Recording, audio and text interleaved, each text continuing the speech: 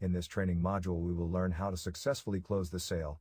But before that, let's just take a look at everything we have learned so far. In the training module on mindset, you learn how to play the inner game of sales. You learn the importance of self-belief and positivity. In the training module on commitment, you learned that you need determination to succeed. You needed to follow the step-by-step strategy to acquire sales mastery, and you were able to download some really useful resources. In the next module, you learned the importance of contribution, the strategy to successfully prepare for each sale. And in this module, we will be talking about the sales close, a unique sales experience. So how should you close? And when should you close? The sales close is your ability to catch the ball, run with it, and win. Firstly, what is a close? You ask someone to sign on the dotted line of the contract. Or, you ask someone to hit the pay button on the sales page or give you a check. And they say yes and do it. They make the monetary transaction. Or they promise to do it by a certain date. In either event, you have immediate feedback for whether your sales techniques and presentation has worked or not. Most salespeople know that if they asked a random person on the street to buy their product today, without having any knowledge of the product, its benefits, or desired outcome from the product, they would usually get a firm no. So how do we get from point A, no sale, to point B, transaction?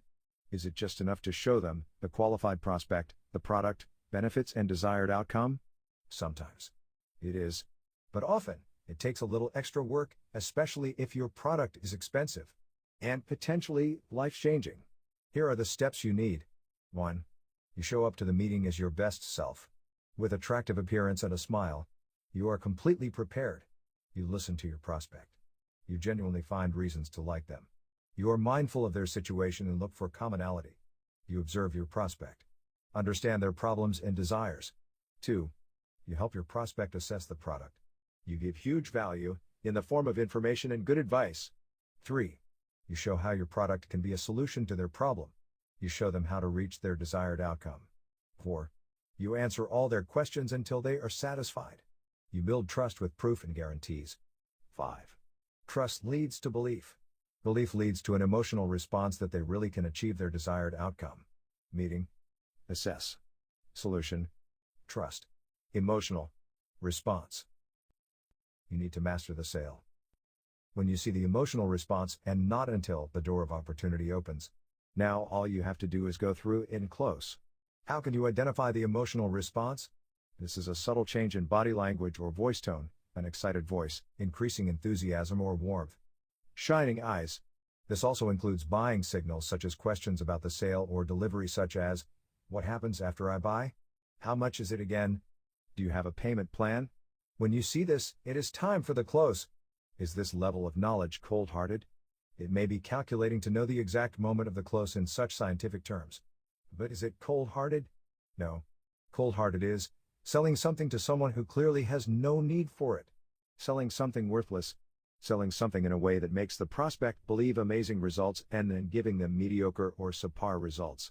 Failing to follow through to ensure that they are satisfied and know how to use their product correctly. All of these actions are cold-hearted. The sale is a process to help your prospect achieve their desires. You must offer huge value and should rightly expect to receive value in return. There is nothing cold-hearted about that. Don't sell a product unless you are 100% sold on it yourself. Don't sell a product unless you are 100% certain it will bring about the desired outcome for your prospect. Note, if you are the owner of a product and you are selling a mediocre solution, work on creating a better product first and then on your sales process. So what is the final ingredient to mastering sales? Well, if you remember the millionaire mindset quotes and declarations, there is one quote which says, "What you focus on expands." So in the next video we are going to focus on the numbers. Please watch the next video on measuring sales.